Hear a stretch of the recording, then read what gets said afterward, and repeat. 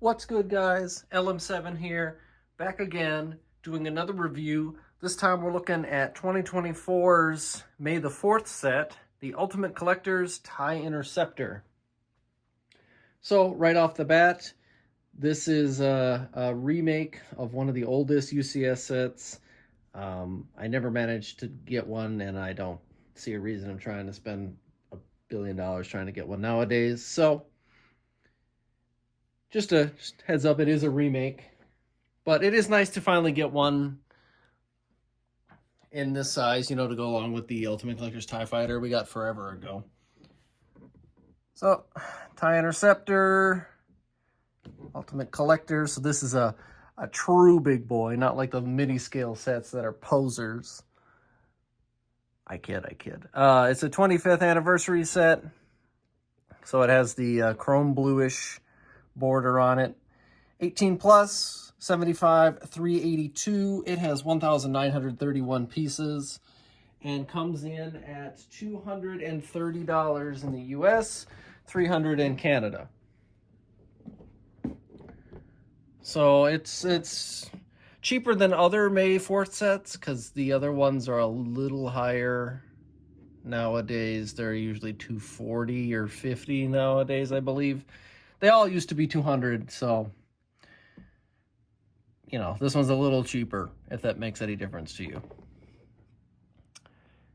So you can see you can open up the inside just to look at the back, and we'll look at that in detail in a minute. And then just a scene from the actual movie, and they're down here. I don't know. I might have picked a better clip, but I guess maybe this was the best one to include them. And you get the dimensions. 13 inches tall, 16 inches long.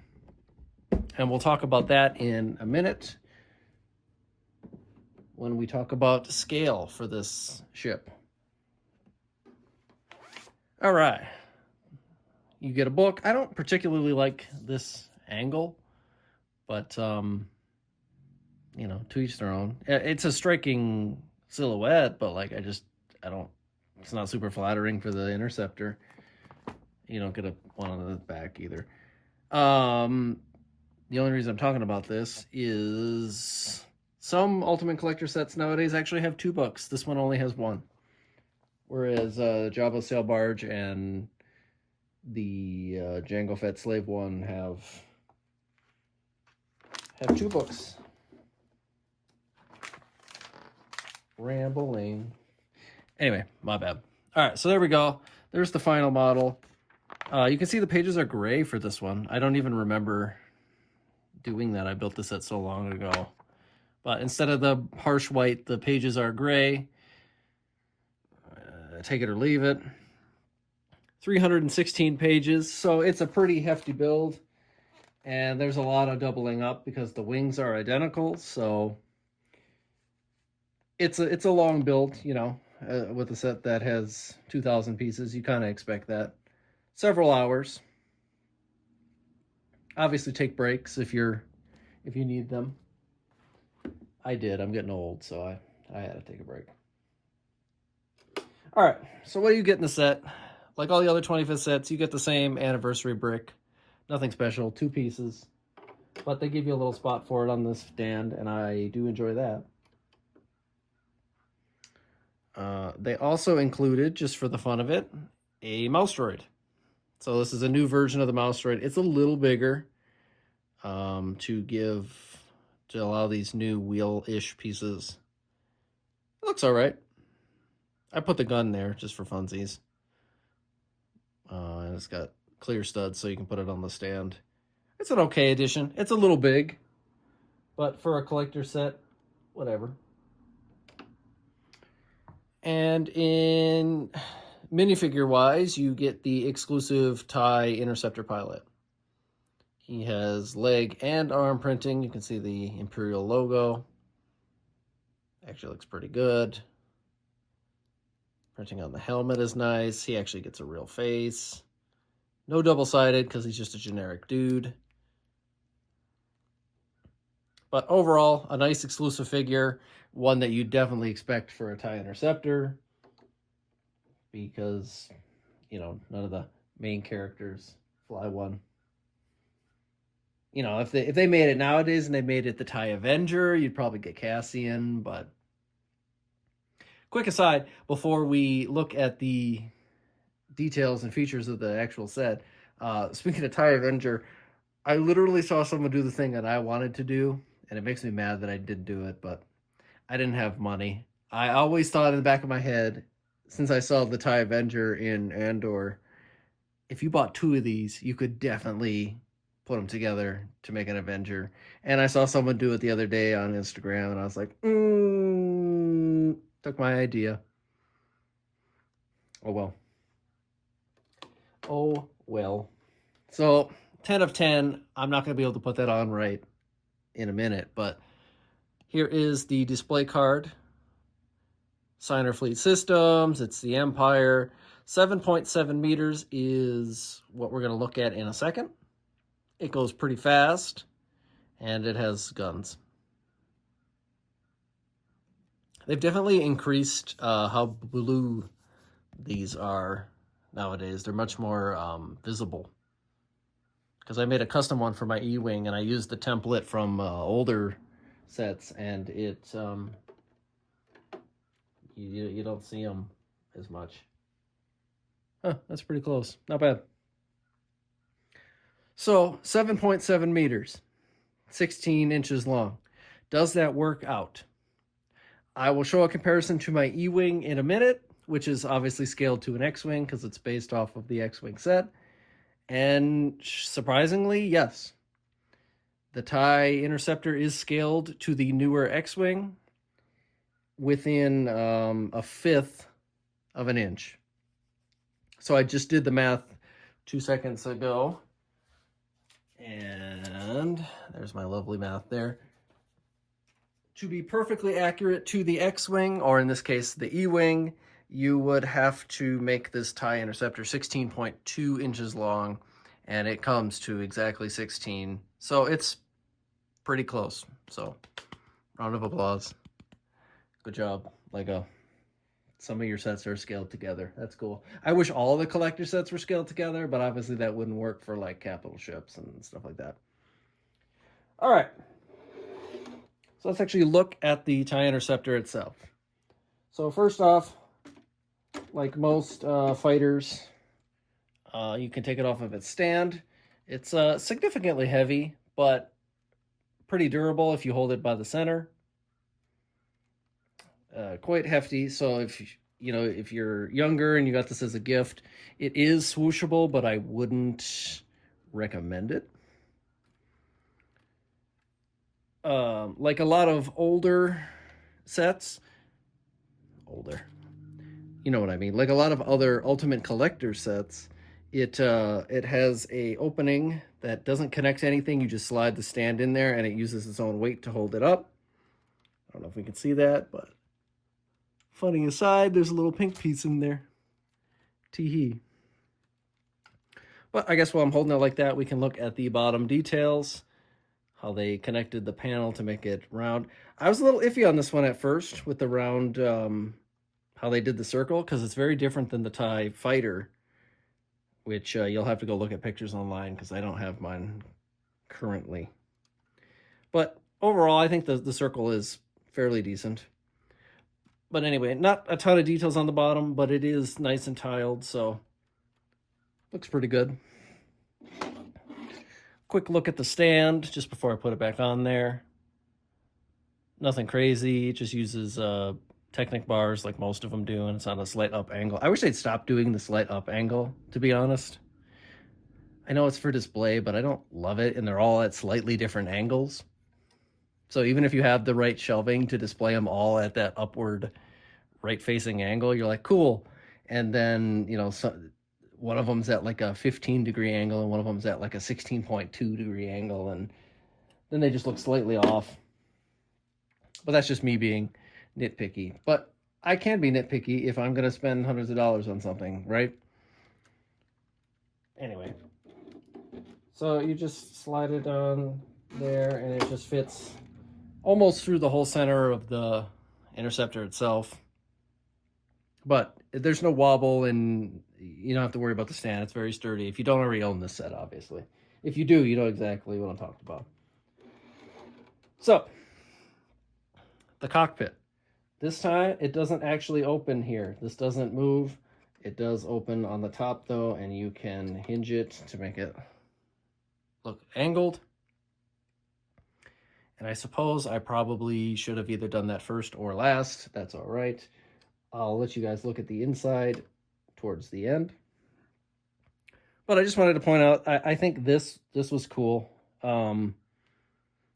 Build-wise, there were some interesting things, like they were using shovels and stuff for angles, and I like that kind of little thing on the inside. It's actually shovels right here, and I'll pick it up again to show closer to the wing detail in a minute.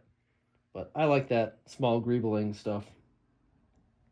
There's a fair amount of greebling, considering that the TIE fighters themselves are pretty sleek looking ships. I like here in the front, they use game controllers just in bluish gray. I think that's funny. So they have little red bars here inside of these tubes to simulate the guns. It doesn't actually have any firing guns this time because it's a collector set. They don't normally do that. But I think they rounded the circle up pretty nicely. It's kind of like a rounded square a little bit, but it looks pretty good. I might prefer the actual TIE Fighter sphere design better, but this one I think was a more fun build. Even though they're both very similar, where you build the circle and then the wings are identical. So, moving on, let us take a look at the back. What can we glean from the back? So this is nice and printed this time. Nice big radar dish. And if we open it up, you guys can actually see in there. I'll bring it closer, but there is a detailed interior and a lot of angles to get that right. And I think it's actually pretty cool. One of probably the best parts of the set, detail-wise. And then just a little bit of detailing down here to get the right, kind of angle, because it's a circle, but then it's like a trapezoid towards the bottom. I think they did a fairly good job there. You can see the exhaust ports right there. Let's just lift her up. So there is the full back thrusters, and then the ion engine there. Just some little details and some greebling details. You can see all the angles that they had to use to make it, and the slight color variation is not always my favorite, but if it isn't so drastic, like in X-Wings and stuff, I don't usually mind it. And we use more game controllers over here. I still think that's funny. So if you look here, you can see all the different ways we angled pieces, and I think it's pretty cool, just personally, and then how they connect the wings.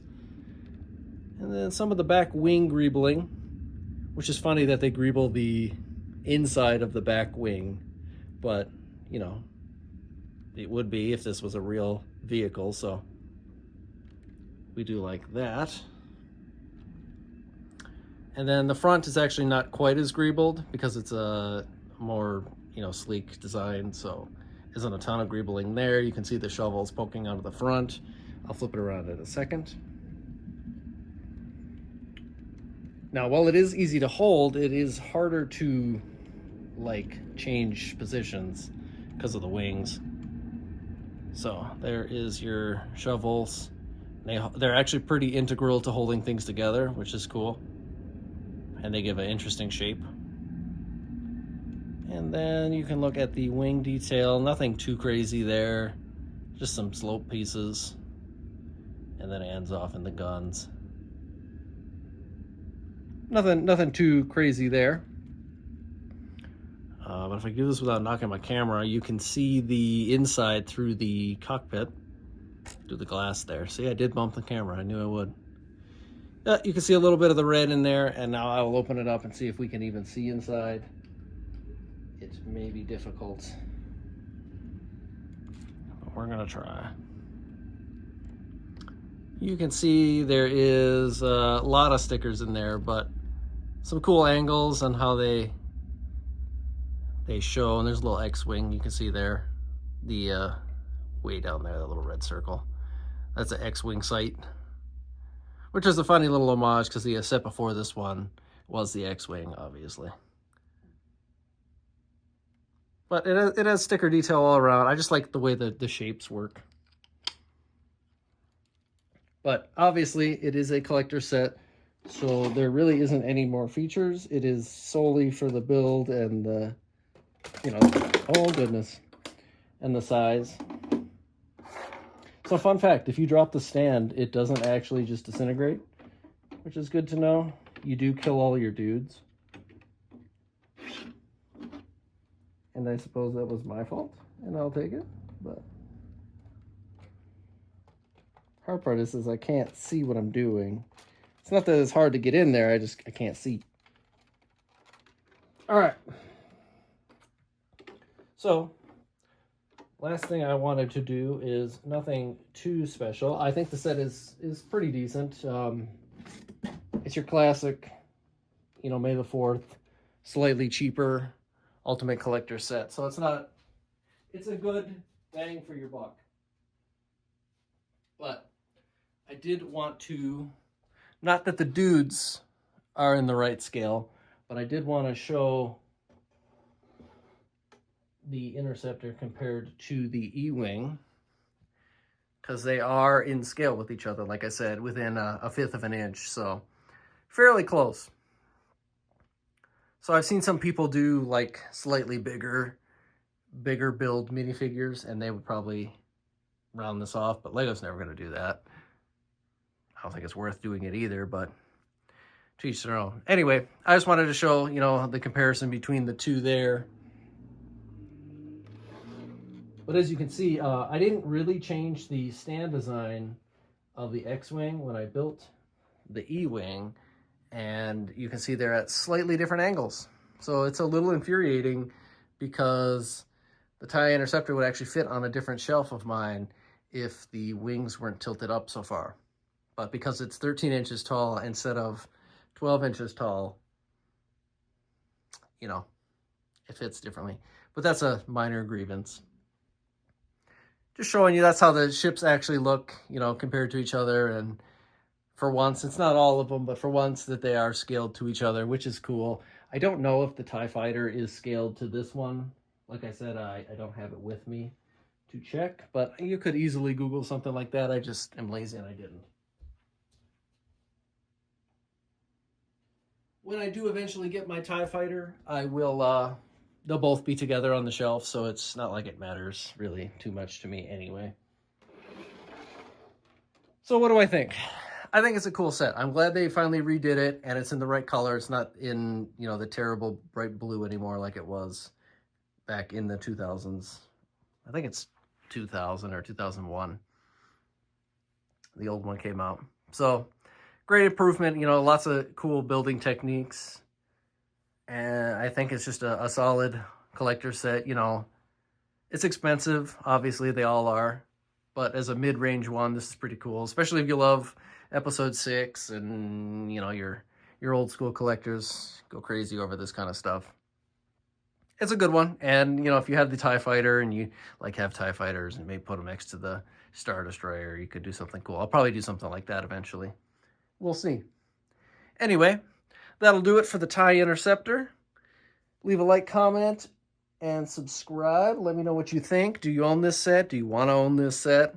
It's not a terrible price, so see there what's going on. Maybe find one on sale. If you buy two, you can definitely make a TIE Avenger. I've seen it.